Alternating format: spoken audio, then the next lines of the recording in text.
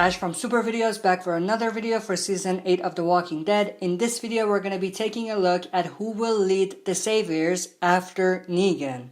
So, the thing that makes Negan and the Saviors very different from anything Rick and the Survivors have ever seen is this sort of power structure that exists within the Saviors community and within the Sanctuary. And the things that may come up when Negan is defeated or killed or anything like that. When Negan is dealt with.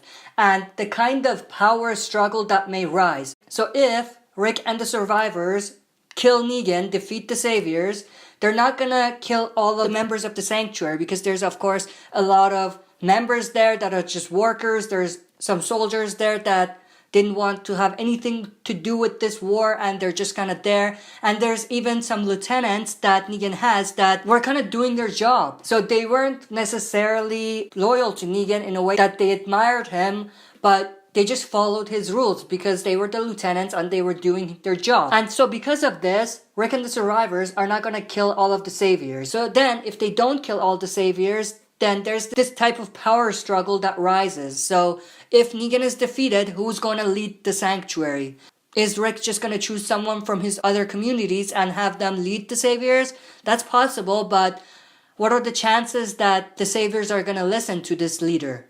They would rather have a leader that comes from their own community. So Rick has to choose someone from the Saviors to lead the community after Negan leaves, or is killed, or defeated, or whatever they end up doing with him. So there's actually something very interesting because we saw most of the top lieutenants from the Saviors side in 801, in the premiere. Rick and the others were confronting Negan and the Saviors, and when Rick was basically threatening Negan, we had all of the lieutenants on the balcony. We had Negan himself, his right-hand man, and his top lieutenant, Simon, and then other lower lieutenants, Gavin, Dwight, Regina, who we just met.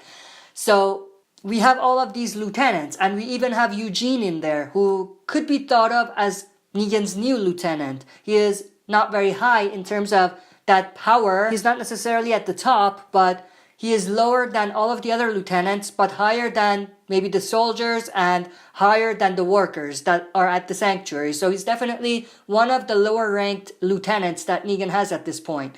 We even have Arak, who is another type of lieutenant. We didn't see her in 801. I'm not sure why. She's definitely going to come back as we saw her in one of the teasers. But she is also one of the other lieutenants that Negan has. So if we take Negan out of the picture, then what are they going to do with the other lieutenants? So let's look at these lieutenants one by one.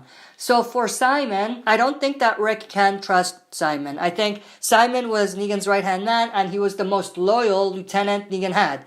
So I'm pretty sure Simon is not going to follow Rick's orders or cooperate with him if Negan is dealt with. So Simon is definitely one of those characters that needs to be captured or killed in this war, because if they leave him alive, then he could very well become the next Negan. So Rick and the Survivors, I think at this point, understand that Simon is a dangerous guy as well, and they need to keep an eye on him. Even if they let him go, they still need to keep an eye on him.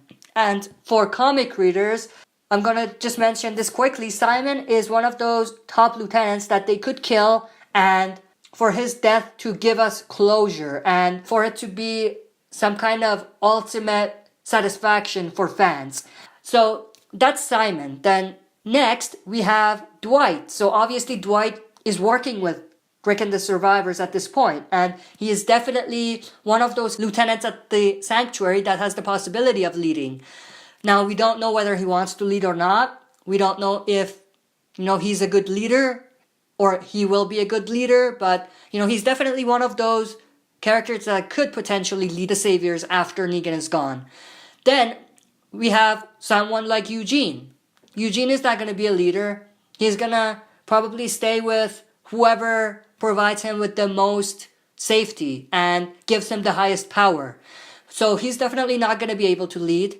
Then, if we go from there, we have someone like Gavin.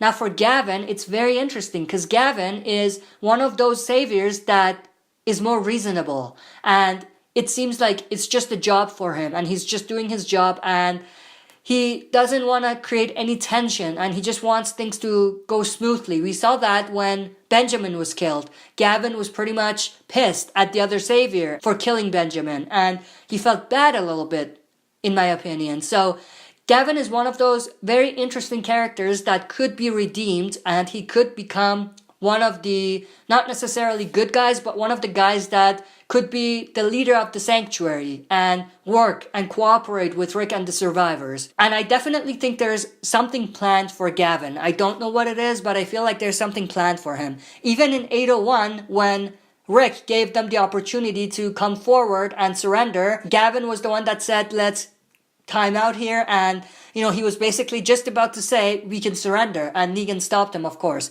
But Gavin is definitely one of those interesting characters. Next, we have Regina. Now for Regina, we don't really know her that much, so there's really nothing to say about her, but Regina, just like Arat and other type of lower level lieutenants, don't necessarily have the leadership skills to be leading. They're very lower level in terms of leadership skills.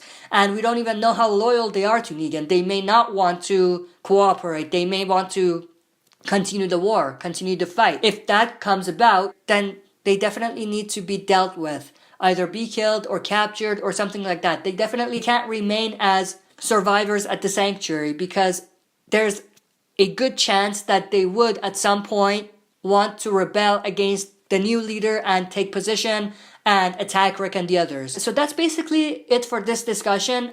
I find this topic very interesting, mainly because the saviors are unlike anything that Rick and the group has seen in terms of the power structure that exists at the sanctuary. So that's why this topic was very interesting for me. But I want to know everybody's opinions about this. Who do you think can lead after Negan? And who's the character you want the most to be the new leader of the sanctuary? That's it for this video. See you next time for another super video.